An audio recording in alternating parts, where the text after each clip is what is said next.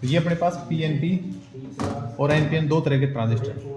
तो ये वाला जो पार्ट है ये तो अपने पास रहेगा इनपुट पार्ट, तो ये इनपुट वोल्टेज और ये अपने पास इनपुट करंट नापने के लिए। ये अपने पास आउटपुट वोल्टेज और ये आउटपुट करंट नापने के लिए। यहाँ पर जो ये बैटरी लगा रखी है ये आउटपुट की बैटरी है और ये जो E1 लगा रखा है ये इनपुट की बैटरी है। तो अपन को क्या करना है, सबसे पहले यहाँ से शुरुआत करेंगे कि जो इनपुट की बैटरी है उसका वोल्टेज चाहिए। तो अपन को क्या करना है, प्लस को सिंपल प्लस में लगाना है, यानी कि इसको अपन को समांतर क्रम में जोड़ना है, और माइनस को माइनस में ये जुड़ गया, क्लियर। ऐसे ही आउटपुट के लिए जोड़ेंगे। तो आउटपुट की बैटरी ये है, इसके वोल्टेज को नापना है। तो यहाँ पर अपन को क्या करना पड़ेगा कि ये जो प्लस है अपन को इसके प्लस में लगाना है, और इसका जो माइनस है इसके माइनस में लगाना है। तो ये अपने पास आउटपुट की बैटरी को मेजरमेंट करने के लिए आ गया। अब अपन को ये वाला ट्रांजिस्टर जोड़ना है जिसका नाम है एन, पी और एन। इसका मतलब है, एन का मतलब है कि इसका जो इमिटर है वो नेगेटिव है, पी का मतलब इसका बेस पॉजिटिव है, और इस एन का मतलब है इसका कलेक्टर नेगेटिव है। तो इसमें अपन को कॉमन क्या करना है, जैसे मान लो अपन को कॉमन बेस करना है, तो जो बेस होगा आधार वो इधर भी जुड़ेगा और वो इधर भी जुड़ेगा। लेकिन जोड़ते कैसे अपन, जोड़ते अपन ऐसे हैं कि यहाँ पर जो कॉमन है वो तो दोनों साइड रहेगा, लेकिन इनपुट में अपन को इमिटर जोड़ना होता है। तो इमिटर का मतलब है कि आपको निवेशी जो संधि है ना, ये वाली संधि इनपुट पार्ट, इसको तो फॉरवर्ड वाइस में रखना होगा, और इधर वाला जो पार्ट है इसको अपन को रिवर्स वाइस में रखना होता है। ट्रांजिस्टर में से जुड़ता है। तो ये यदि अपन को फॉरवर्ड वाइस में जोड़ना है तो ये अपने पास क्या है, नेगेटिव है, ये एन नेगेटिव है, तो ये नेगेटिव है, इसको अपन को फॉरवर्ड वाइस में जोड़ना है। इसका मतलब आपको इसको नेगेटिव टर्मिनल से जोड़ना पड़ेगा। तो अपन क्या करेंगे, इसमें इसको जोड़ेंगे नेगेटिव टर्मिनल से, लेकिन उससे पहले अपन इसके बीच में लगाएंगे एक एमीटर। तो ये नेगेटिव है तो आप इसको नेगेटिव में लगा देंगे, और इसका जो दूसरा पार्ट है वो आप ई के अंदर लगा देंगे, यानी कि आपने एक्चुअल में इसको जोड़ा है किससे, नेगेटिव से। तो ये हो गया फॉरवर्ड वाइस।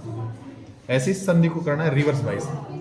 तो देखो ये अपने पास जो है वो एन है, यानी कि नेगेटिव है। तो नेगेटिव को अपन रिवर्स वाइस में करने का मतलब है कि इसको अपन किससे जोड़ेंगे, प्लस से। तो ये प्लस है, पहले प्लस को लेके चलेंगे एमीटर पर, और एमीटर का देख ये प्लस है तो प्लस से जोड़ना है, जैसे माइनस था जिसको माइनस से जोड़ना है, और इसका जो माइनस टर्मिनल है ये जुड़ेगा सी से। तो ये हो गया रिवर्स वाइस। अब अपन को क्या करना है, कॉमन करना है। तो कॉमन बेस करना है, ये कॉमन जो है बेस कर दिया। इसका मतलब है कि ये वाला एक पार्ट तो जुड़ेगा इस पर, यानी कि इनपुट पर, और एक पार्ट जुड़ेगा इसका आउटपुट पर, जो ये टर्मिनल खाली था। तो ये कंप्लीट अपने पास सेटअप हो गया। अब इसमें अपन को दो तरह के ग्राफ बनाने हैं, एक तो इनपुट एक आउटपुट। तो इनपुट के लिए क्या करना पड़ता है कि आपको इनपुट वोल्टेज और इनपुट करंट के बीच में बनाना होगा, लेकिन उसमें कंडीशन ये होती है कि आउटपुट की वोल्टेज कांस्टेंट रखनी होगी, ठीक है। और जब आप आउटपुट का ग्राफ बनाओगे तो इसमें क्या रहेगा, आउटपुट वोल्टेज और आउटपुट करंट रहेगा, ठीक है ना, वोल्टेज और करंट। लेकिन इसमें इनपुट की करंट को कांस्टेंट रखना होता है। इनपुट के अंदर तो आउटपुट की वोल्टेज और आउटपुट के अंदर इनपुट की करंट को कांस्टेंट रखना पड़ता है, उनके बीच में ग्राफ बनता है। बंद करते हैं, स्टार्ट, और ये ऑन हो गया। देखो इसमें ये फ्लक्चुएशन पता क्यों आ रहा है, इसमें नहीं दिख रहा है ना आपको, फ्रीक्वेंसी की वजह से दिखता है। इसकी फ्रीक्वेंसी मैच नहीं होगी ना, ये कम होगी। तो आपको जब इसकी फ्रीक्वेंसी है 60 फ्रेम पर सेकंड और ये फ्रीक्वेंसी है 50, तो 10 फ्रीक्वेंसी का यानी 10 हर्टेज का अंतर आ रहा है। उस 10 हर्टेज की वजह से ऐसा कर रहा है ना। तो देखो अपने ये कंप्लीट सर्किट जोड़ लिया। जोड़ने के बाद अपन को क्या करना है कि इन दोनों के बीच में ग्राफ खींचना है और इस वोल्टेज को क्वोशंट करना है। तो ये वोल्टेज अपने पास है CB। तो हमने जो VCB है इसको मान लो अपन ने 2 वोल्ट पे क्वोशंट किया, ठीक। तो उसको क्वोशंट कैसे करेंगे, पहले इसको 0 कर देंगे, बिल्कुल इसको भी 0 पे कर देंगे और इसको भी 0 पे कर देंगे, इसको भी पूरी तरह से 0 कर देंगे। और अब देखेंगे कि हम इस वोल्टेज को 2 पे सेट करते हैं। तो इसमें आप ये ध्यान रखेंगे जो स्विच है ना नीचे, तो अपन को इसको नीचे कर रखा है तो नीचे वाली रीडिंग लेनी है, और आपने इस स्विच को ऊपर कर रखा है तो आपको ये ऊपर वाली रीडिंग लेनी है। तो अपन इसको ऊपर कर दिया, तो अब इसको 2 पे सेट करते हैं, 0.2 है ये, तो ये पॉइंट 2 पे सेट कर दिया लगभग, ये आ गया। अब अपन को छेड़ना नहीं है, अब जो हिले चाहे कोई दिक्कत नहीं। तो अपन ने इसको सेट किया है पॉइंट 2 वोल्ट पर, पॉइंट 2 वोल्ट पे सेट किया है।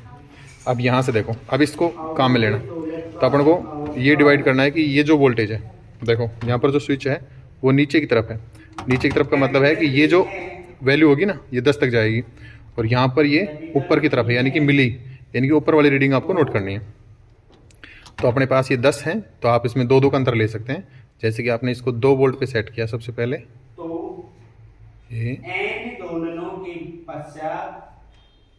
ये तो मिली में गया ना, इसको आपको छोटा करना पड़ेगा। और अब देखो, अब ये ऊपर है तो ऊपर वाली रीडिंग लेनी है, और ये भी ऊपर है तो ऊपर वाली रीडिंग लेनी है। तो सबसे पहले इसको पॉइंट 2 पे सेट करेंगे, ये पॉइंट 2 पे सेट हो गया, और ये जो वैल्यू आ रही है वो 0 आ रही है, यानी कि पॉइंट 2 वोल्टेज और ये 0 वोल्टेज। इसके बाद इसको अपन को पॉइंट 4 पे लेके जाना है, तो ये पॉइंट 4 पे गया, और ये जो वैल्यू है अभी भी 0 आ रही है, तो ये पॉइंट 4 वोल्ट और ये वैल्यू अभी भी 0 वोल्ट है। उसके बाद अपन ने इसको पॉइंट 6 पर किया, और ये वैल्यू अब की बार कुछ आई है, और ये देखो अपन को स्विच ऊपर कर रहा है, मिली में है, तो अपन को ऊपर वाली रीडिंग नोट करनी है। तो ऊपर है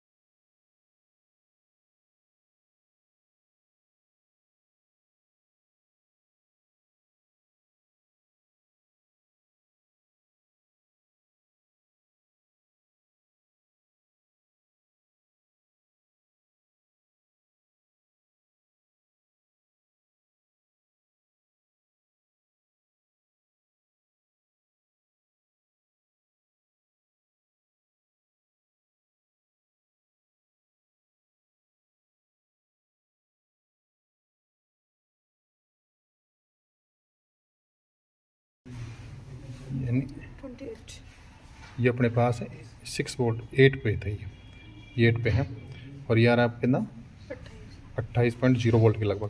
तो अपन इसका जब ग्राफ बनाएंगे ना तो ये ऐसे आएगा। देखो ये इधर वोल्टेज लेंगे और इधर अपन क्या लेंगे, करंट। तो वोल्टेज का जो अंतर है ना 2, 4, 6 का है, तो अपन लिखेंगे 0.2, 0.4, 0.6 और 0.8 और 1.0।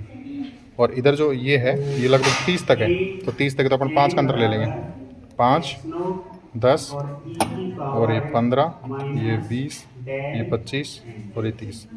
तो अपन देखेंगे 2 पर 4 पर तो 0 है, यानी कि 2 पर और 4 पर तो वैल्यू 0 है, तो ग्राफ लगभग यहाँ से स्टार्ट हो रहा है।